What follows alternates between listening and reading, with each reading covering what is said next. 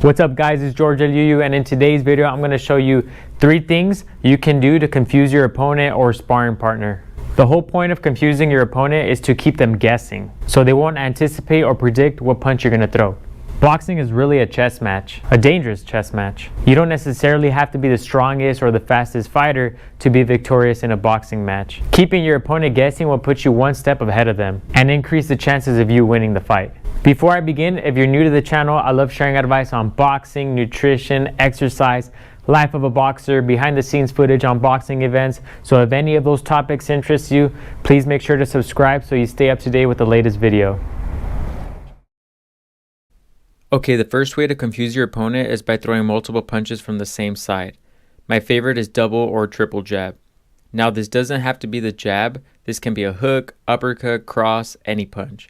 Traditional boxing combinations go left, right, shifting your body weight from one side to another to generate more power.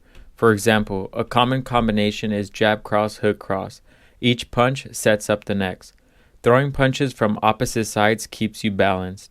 Because fighters drill this all the time, our body naturally knows how to defend or anticipate certain punches.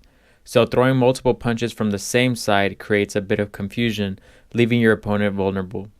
Now it's up to your opponent to react to your punches, and like I said in my video, how fighters see punches coming, reaction is not nearly as quick as anticipation. So the next time you spar, practice doubling or tripling the same punch one after another.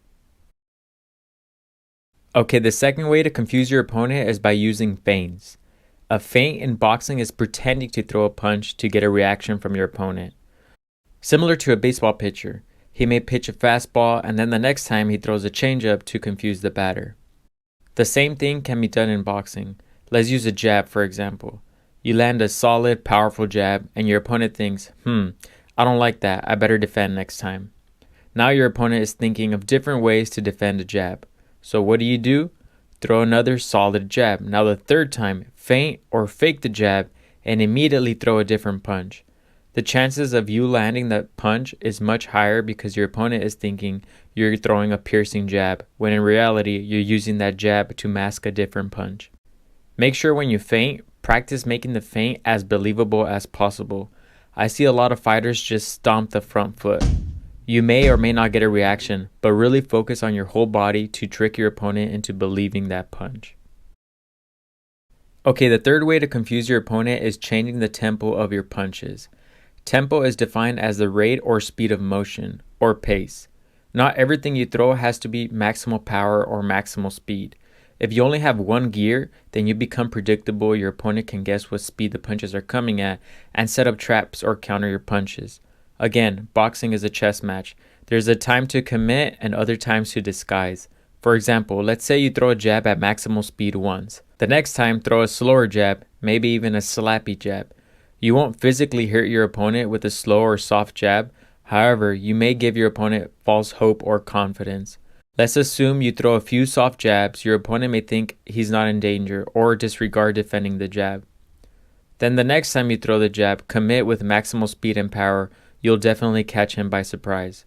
Again, this doesn't have to be just a jab, this can be done in between combinations. Maybe you throw 3 slow or soft punches, then step in and throw 2 hard punches. Now you have your opponent guessing. Are you throwing hard, soft, slow, or fast punches? Now your opponent is in a reactive mindset. If you have your opponent reacting to you, that means you're one step ahead of them. So changing tempos and speed of your punches will confuse your opponent, allowing you to land the more effective shots.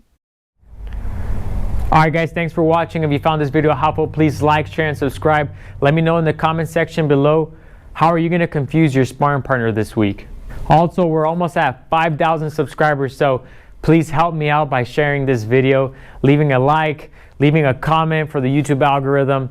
Once we reach 5,000 subscribers, I'll be doing a giveaway, so help me out by subscribing. Thanks for watching.